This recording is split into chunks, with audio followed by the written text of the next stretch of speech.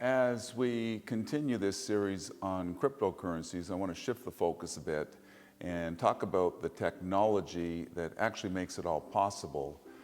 Because while the headlines often focus on prices and speculation, what's really important here is the innovation behind it, something called the blockchain. It started with Bitcoin, as I mentioned in a previous video, and Bitcoin really did pave the way by showing that money could move in a completely different way outside of the traditional financial system. So what exactly is blockchain? Simply put, it's a digital ledger, a record of transactions that's shared across a network of computers instead of being stored in one central place. It is a peer-to-peer system, meaning money or information can move directly between people over the internet, no bank, no middlemen. The network itself provides the trust by verifying transactions through code and consensus rather than human oversight. Bitcoin was the first successful example of this back in 2009, and it proved that digital money could be both secure and decentralized. But blockchain's usefulness doesn't stop there. It's now being used for smart contracts, supply chain tracking, digital identities, and even voting systems. So while cryptocurrency got all the attention early on, it's really the blockchain underneath it that's changing how we think about trust and how value moves online.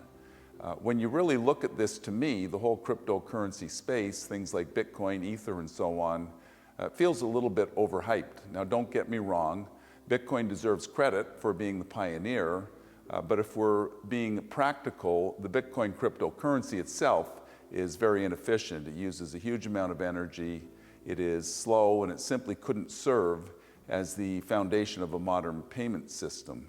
So while it broke important ground as a currency, it doesn't quite deliver on the promise of being an everyday medium of exchange.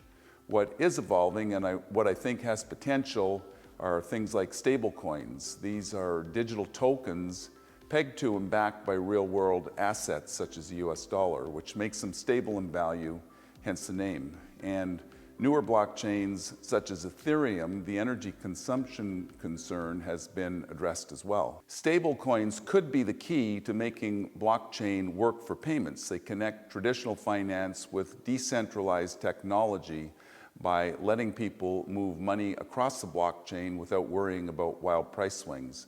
That said, they're really not something you would invest in. Buying a US dollar-backed stablecoin, something like USDC, is basically the same as holding cash. It won't grow in value. It's simply a digital version of a dollar. It's a currency, and currencies aren't really meant to be investments. Now, that doesn't mean that cryptocurrencies themselves, things like Bitcoin, won't go up in value. They very well could. History has shown that speculation, hype, and momentum can be powerful forces, and they can persist for some time. But that's not the same thing as long-term fundamental value. Over time, the real opportunity is likely to be in the blockchain technology itself and in the innovation being built on it. Because as we've seen in many industries before, it's often the underlying technology, not the first wave of products built on it, that ends up having the lasting impact. So are there investment opportunities here? Sure, there are definitely some. Whether it's existing financial institutions like banks that will use blockchain to become more efficient, or new companies and platforms that will emerge to take advantage of what blockchain can do, there will be opportunities. But, and this is important, it's still an investment space that carries a lot of speculation.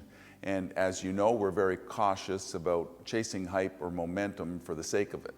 So yes, we'll keep an eye on this space because blockchain will almost certainly continue to evolve and shape parts of the financial system, but we're not going to get too hyped up over it. We'll stay disciplined, focus on fundamentals, and look for real value, not just the next trend. That's all for today. Thanks for watching, and as always, feel free to reach out with questions or comments.